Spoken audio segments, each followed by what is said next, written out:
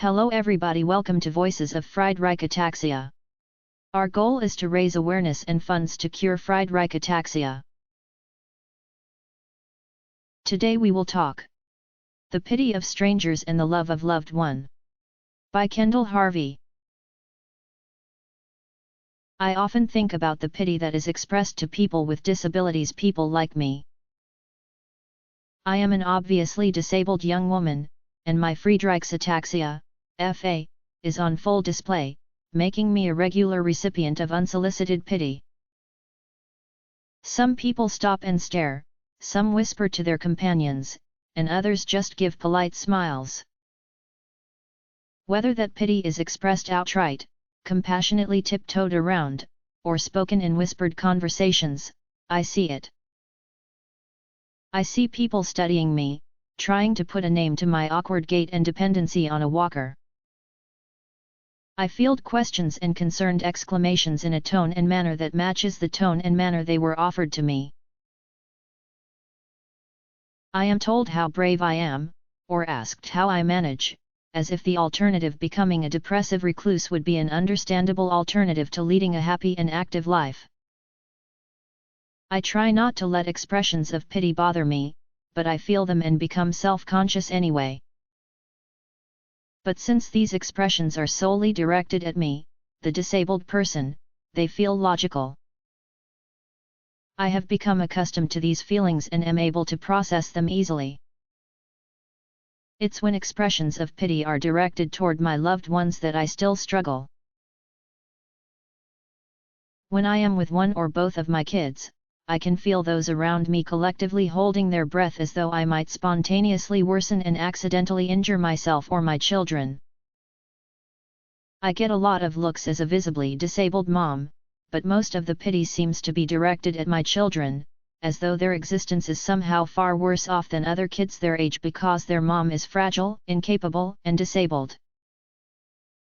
My mama bear instincts come out here, because these transparent thoughts are, of course, preying on my worst fears. I do constantly worry that I am an inadequate mother, so when my kids are the recipient of pity through no fault of their own, it seems heartbreakingly unfair. Perhaps the most noticeable pity is the brand that my husband, Kyle, receives. When people see him grabbing my walker out of the truck, offering me a helping hand, or patiently assisting me in some way, they stare. They see a strong and handsome man helping a disabled woman. And when you add our kids into the mix, we are even harder to not notice. People might as well have their thoughts closed captioned. I can see them trying to figure out how someone like him ended up with someone like me. I can feel their pitiful stares and loaded looks.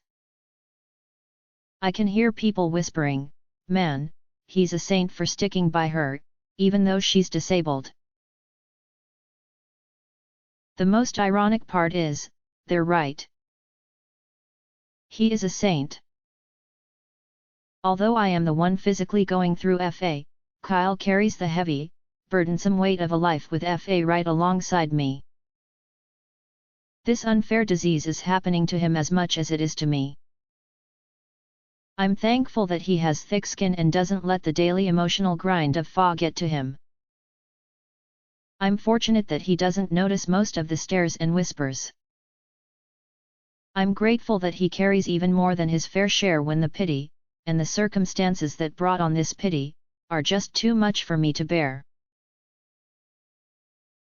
Most of all, I am so incredibly blessed that he took his marriage vow seriously.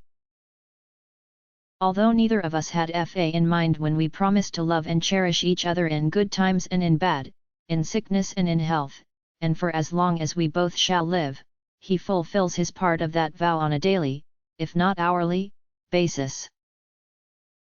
So, yes, Kyle is a saint for sticking by me through FA, because I quite literally wouldn't be standing today without him. And if looks of pity and my unending love and appreciation are the prices he has to pay for it, then so be it. All this to say, I love you, Kyle. Thank you for doing life with me. Kendall Harvey is also an FA patient and this information was taken from Team Kendall with their permission.